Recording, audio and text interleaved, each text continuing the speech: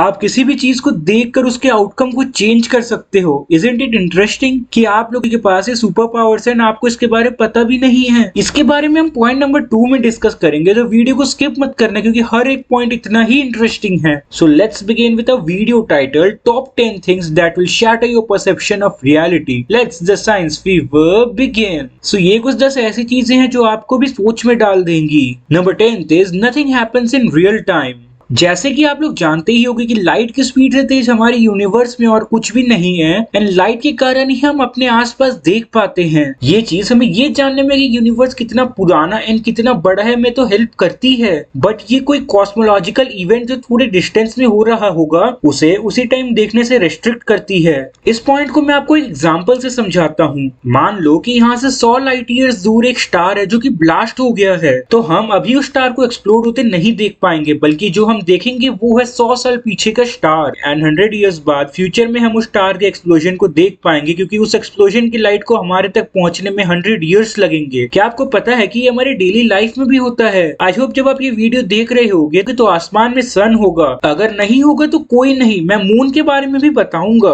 अभी जो बाहर आपको सन दिख रहा होगा वो 8 मिनट पास्ट में है, मतलब सन से लाइट को अर्थ में आने में 8 मिनट्स लगते हैं। इसी कारण जब भी आप सन को देखते हो उसे आप 8 मिनट्स पास्ट में देखते हो। सेम मून के साथ भी होता है। हालांकि मून एंड अर्थ का डिस्टेंस कम होने के कारण आप मून को सिर्फ 1.29 सेकंड्स पास्ट में देखते हो। Number 9 is time is subjective. ये आप लोगों ने बहुत ही जगह सुना होगा कि time is subjective, but what does it mean? जैसे कि हर एक इंसान का हर एक चीज के साथ एक्सपीरियंस अलग होता है, उसी तरह time can also vary from person to person. ये सिर्फ फिलोसफिकल स्टैंड ऑफ पॉइंट से नहीं बल्कि साइंटिफिक स्टैंड ऑफ पॉइंट से भी है। इनमें से ही एक है टाइम डायलेशन। टाइम डायलेशन ये कहता है कि टाइम उन लोगों के लिए या उन चीजों के लिए बहुत ही धीरे चलता है जो कि बहुत ही तेजी से चल रहे होते हैं। फॉर एग्जांपल आप इमेजिन करो कि आपका एक ट्विन है जो प्लेन में पहली बार बैठा है, बट कोई रीजन से आप नहीं बैठ पाए, तो टाइम डायलेशन के कारण वो आपसे छोटा हो जाएगा क्योंकि वो प्लेन में तेज ट्रैवल कर रहा होगा एंड उसके लिए टाइम धीरे चल रहा होगा। हालांकि ये डिफरेंस कुछ नैनो सेकेंड्स का ही होगा। इसी तरह अगर कोई पार्टिकल स्पेस में लाइट की स्पीड में ट्रैवल कर रहा होगा तो उसके लिए टाइम कंप्लीटली रुक जाएगा।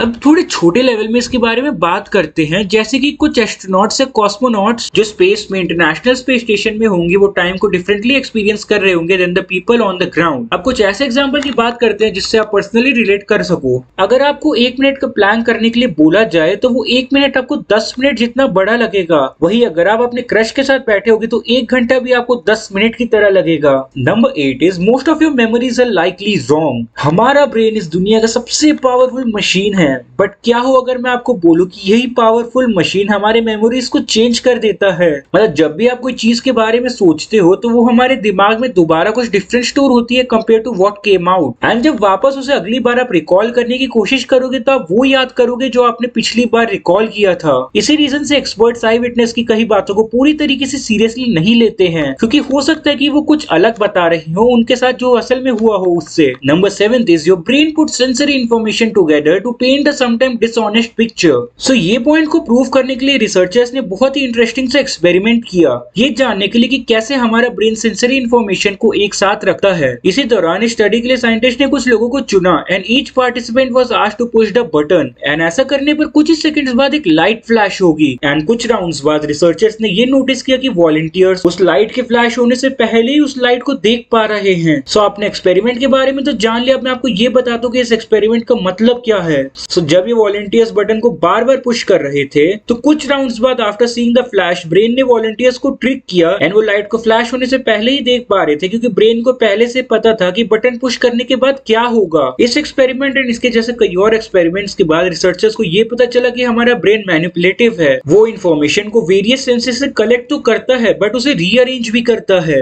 Number 6 is the past, present and the future are happening simultaneously. हमें लगता है कि टाइम लीनियर है, मतलब टाइम एक ही डायरेक्शन से मूव कर रहा है, जो कि है from the past to the present and into the future. For example आप लोगों के पेरेंट्स मिले, फिर उनकी शादी हुई एंड फिर आप बॉर्न हुए एंड आप बड़े हुए एंड फिर आप किसी खूबसूरत कन्या से मिले in the case of boys, and लड़के से मिले in the case of girls, फिर आपकी शादी हुई एंड फिर आपके बच्चे हुए एंड एट द एंड आपकी डेथ हो गई। It all seems to follow specific order, but when we look at the bigger picture जैसे कि the entire universe and the way things work in space, time don't have this clear direction. In space it is kind of like जैसे वहां कोई ऊपर and नीचे नहीं है या फिर कोई लेफ्ट एंड राइट नहीं है। टाइम आगे जा सकता है, टाइम पीछे जा सकता है, टाइम किसी भी डायरेक्शन में जा सकता है, जस्ट लाइक स्पेस। हालांकि हम ह्यूमंस एंड बाकी लिविंग ऑर्गेनिजम्स टाइम को लीनियर वे में एक्सपीरियंस करते हैं। We are born, we live and eventually we pass away. ये इसलिए होता है क्योंकि हम बहुत सारे टाइनी पार्टिकल से बने हुए हैं एंड ये पार्टिकल्स कुछ सर्टेन रूल फॉलो करते हैं। एक इंपॉर्टेंट रूल ये है कि चीजें पहले ऑर्गेनाइज्ड होती हैं बट कुछ टाइम बाद वो डिसऑर्गेनाइज्ड हो जाती हैं। इसलिए हमारी जिंदगी भी ये पाथ फॉलो करती है फ्रॉम बर्थ टू डेथ। हाँ, the universe itself doesn't have a preference of past, present और फ्यूचर, पर हमारा एक्सपीरियंस टाइम के प्रति लीनियर है क्योंकि जिस तरीके से हम बने हैं एंड जो रूल्स हमारे एग्जिस्टेंस को गवर्न करती है।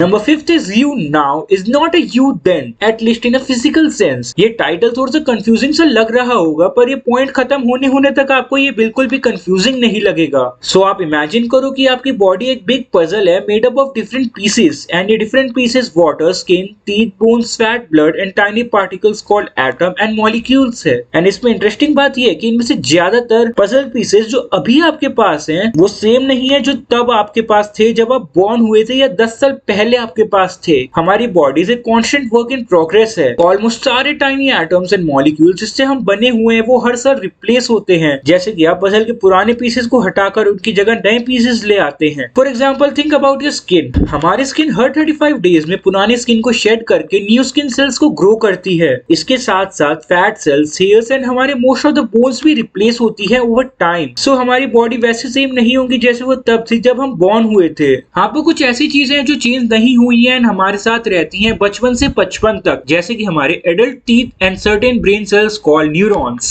Number 4 is everything you see is mostly not there. हर एक चीज जो आपके अगल बगल में, जैसे कि चेयर जिसके ऊपर आप बैठे हो या डिवाइस जो आप यूज कर रहे हो, वो बहुत ही छोटे कण एटम से बने हुए हैं। ये एटम्स इतने छोटे हैं कि हर एक चीज में बिलियंस या फिर ट्रिलियंस ऑफ एटम्स हैं। अब जैसे हर पॉइंट में एक इंटरेस्टिंग पार्ट होता है, इसमें भी एक इंटरेस्टिंग पार्ट है। हालांकि हर एक चीज एटम से बनी हुई है but they are mostly empty space. अब एम्प्टी स्पेस का ये मतलब नहीं है कि वहां कुछ नहीं है। ये एक स्पेशल सूप की तरह है जिसमें छोटे छोटे पार्टिकल्स हैं। इनमें से ही कुछ पार्टिकल्स को प्रोटॉन्स एंड न्यूट्रॉन्स कहते हैं जो कि एटम के सेंटर्स में होते हैं यानी बहुत ही ज्यादा छोटे होते हैं compare to the rest of the atom. So even the world seems very solid and full, पर जो बिल्डिंग ब्लॉक्स ऑफ एवरीथिंग है वो मोस्टली एम्प्टी स्पेस है with tiny particles scattered in it. Number 3 is you aren't sitting, you are technically hovering. So अब आप लोग सोच रहे होंगे कि अगर मोस्टली एम्प्टी स्पेस है तो हम सीधा नीचे क्यों नहीं गिर जाते जब भी हम बैठने जाते हैं। ये इलेक्ट्रोस्टैटिक फील्ड के कारण होता है जो कि एक इनविजिबल फोर्स है that exist everywhere in the universe. आपको याद है कि हमने ऊपर बात की थी कि एटम्स के सेंटर में न्यूक्लियस होता है एंड उसके अराउंड इलेक्ट्रॉन्स क्लाउड होते हैं। ये electron cloud is made up of electrons which are tiny particles with electric charge.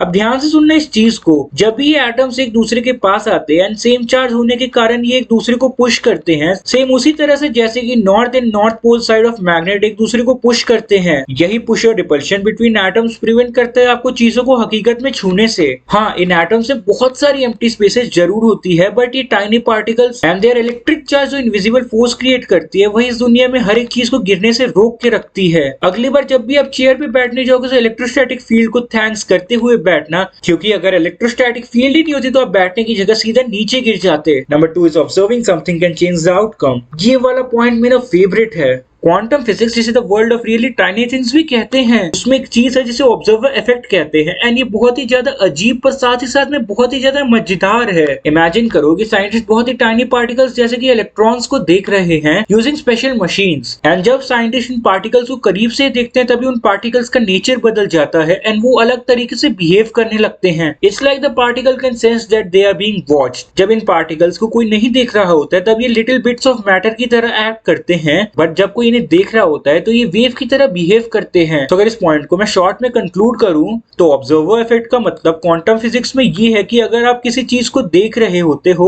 तो वो अलग तरीके से बिहेव करने लगती है, जैसे कि हमने ऊपर डिस्कस किया। Number 1 is free will is probably an illusion. आप लोगों को पता ही होगा कि हम अपने लाइफ में अपने डिसीजंस खुद लेते हैं, उनमें से कुछ डिसीजंस हमारे लिए अच्छे होते हैं एंड कुछ डिसीजंस बुरे। फॉर एग्जांपल ये डिसाइड करना कि कौन से कलर की ड्रेस पसंद करनी चाहिए या कौन सा म्यूजिक सुनना चाहिए या इस बात पे मुझे यकीन यकीन करना चाहिए या नहीं। कुछ साइंटिस्ट इस बात में डिबेट करें कि हमारे पास सच में फ्री विल है या नहीं। फ्री विल मतलब एक एबिलिटी जिससे हम अपने खुद के डिसीजंस खुद ले सकते हैं। साइंटिस्ट कह रहे हैं कि हमारे चॉइसेस इतने भी फ्री नहीं है कि जितना हम सोच रहे हैं। वो मानते हैं कि हमारे decisions are not really choices at all, बल्कि जो हमारा ब्रेन देखता है एंड एक्सपीरियंस करता है एंड हमारे आसपास का एनवायरनमेंट स्ट्रांगली इन्फ्लुएंस करता है कि हम क्या सोचते हैं। सो मान लो हमें 3 दरवाजे दिए गए और उनमें से एक दरवाजा हमें चुनना है, तो वो हम नहीं है जो एंटायरली ये डिसीजन लेंगे। Scientist think it is more like a brain and surroundings are deciding for us, and हम उतने भी कंट्रोल में नहीं है जितना हम सोचते हैं कि हम हैं। अब इसका मतलब ये नहीं कि आप फोन चुरा लो एंड कहो कि ये मेरी गलती नहीं है, मेरे पास कोई और चॉइस नहीं थी एंड मेरे ब्रेन ने मुझसे एक काम कराया। आपकी बातों पे कोई यकीन नहीं करेगा एंड आप सीधा जेल जाओगे। जो साइंटिस्ट कहना चाहते हैं वो ये है कि हमारी जो आइडिया ऑफ रियलिटी है, the world we live in, may not be as clear cut as it seems. जैसे हर एक इंसान को अलग म्यूजिक, अलग फूड एंड अलग एंटरटेनमेंट पसंद है, हमारे individual experience and how a brain works make us see and decide things in a unique ways. ये चीज फ्री विल को चैलेंज करती है, यानी साइंटिस्ट के बीच में एक डिबेट का टॉपिक है। सो गाइस, वीडियो होती है यहाँ पे खत्म। आई होप आपको वीडियो अच्छी लगी होगी। अगर वीडियो अच्छी लगी तो वीडियो को लाइक जरूर से करना एंड मुझे कमेंट्स में बताना आपको वीडियो कैसी लगी है। मैं मिलता हूँ आपको किसी नई वीडियो में किसी नए टॉपिक के साथ। तब तक के लिए बाय बाय।